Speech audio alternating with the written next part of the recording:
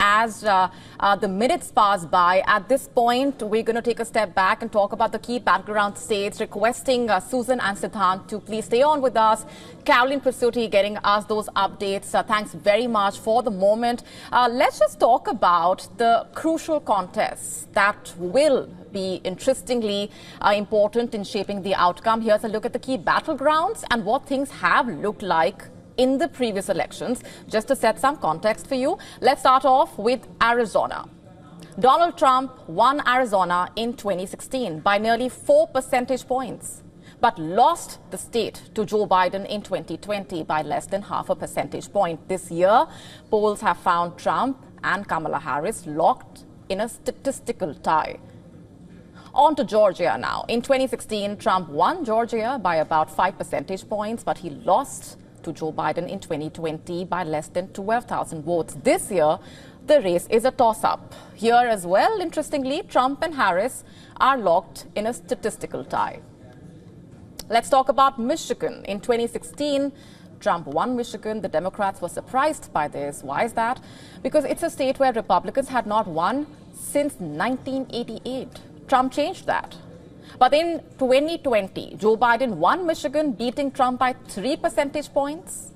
Right now, Kamala Harris and Trump are in a statistical tie. So the same story there as well. Next up, Nebraska District 2. Why is it important for the contest? Nebraska awards 1 electoral college vote each to its 2 congressional districts. The second district split from the rest of the reliably conservative state.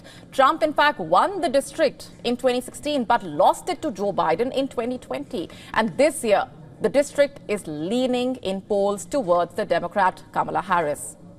Next up, Nevada. In the past 2 presidential elections, Democrats won Nevada, but polling and voting trends there have made it a rather appealing target for Trump in a bid to flip things in his direction. Here as well, Harris and Trump are locked in a tie. Shifting focus now to North Carolina. The state has not voted a Democrat for president since 2008. But Kamala Harris's campaign has targeted North Carolina as a state that she can possibly win, buoyed by its large black population.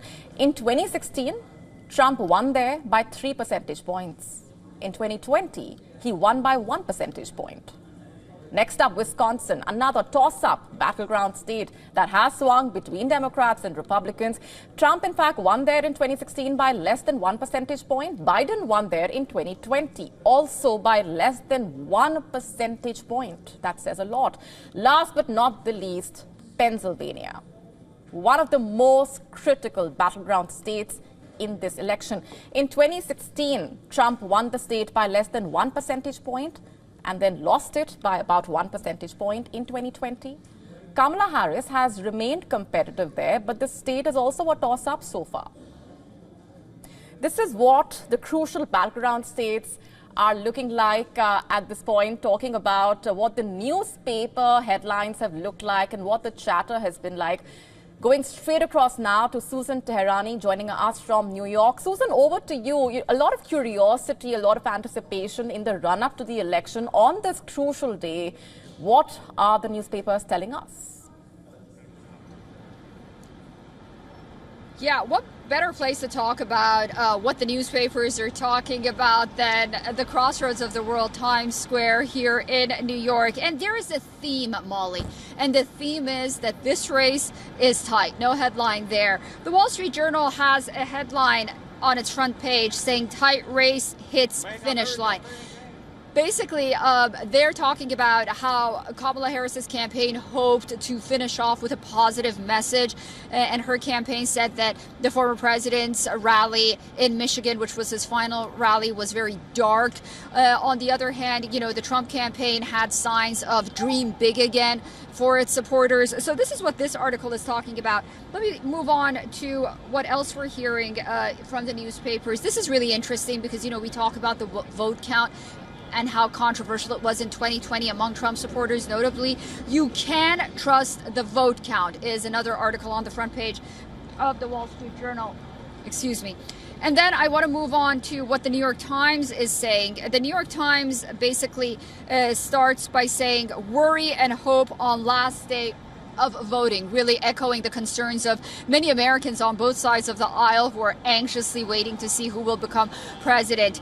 And then this is an interesting one that I also saw at the Wall Street Journal. Teachers leave current events out of classrooms. The headline regarding this is, not to really cause any commotion among students who don't agree with each other. Teachers have decided, for the most part, to just generally address the election so no one gets offended. I don't know if you heard, Molly, but there was also an article that was somewhat, made fun of, which is not a funny matter, but nonetheless, Gen Z always gets the shorter end of the pole, that Gen Z is very concerned about the election, and private schools here in New York have allocated mental health access and accessibility on different issues for those students who feel very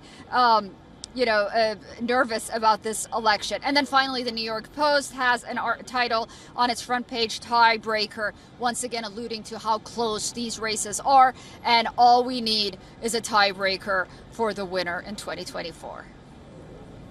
Right. Susan, how can we not talk about the kind of outreach that's been made by the two candidates to the different demographic sets? And let's also talk about the Indian American community, for example. The kind of role that they have played in this electoral contest so far, the kind of attempts that have been made by the two camps to try and strike a chord with them. Just yesterday, Kamala Harris once again reiterating his Indian roots. What is your sense? Do the voters really take that as something that will help them decide, or do they see through all of the attempts being made by the two camps? Yeah, it's very interesting. The Democratic Party, at least in recent years, has really been hyper-focused on identity politics, whether it's where you're from, whether you're a minority, your ethnicity, and whatnot. And that's something that somewhat went overboard in the last few years. And I think a lot of Americans right now, at least the ones that I talk to across the United States, they're more concerned about real issues affecting their lives, Indian Americans included. I talk to a lot of Indian Americans here in New York. They're very proud of their origin, but they say that ultimately they live in a country that they have to work and they have to feel safe and raise families. So the issue of the economy, immigration really rings true. On the other hand, you can't underestimate Kamala Harris's appeal to many who really see, a part of themselves because of Kamala Harris's mother being Indian American. So that's there as well.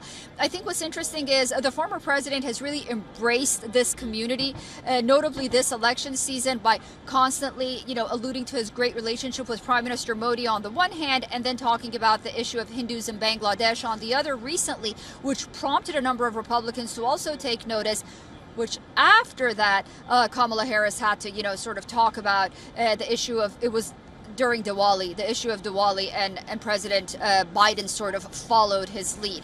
So, this is a community that's prominent in American politics on the one hand, but prominent in the U.S. economy and upward mobility on the other. A lot of Indian Americans have roots here. They won't vote one way or the other, but the more we go forward, the more it seems that the issue of identity politics is a lot less prominent this year than perhaps it was in 2020. People are really voting with their pocketbooks. Right, Susan, we're leaving it there for the moment. Thanks very much for joining us with those updates. To stay up to speed with the latest news, download the WION app and subscribe to our YouTube channel.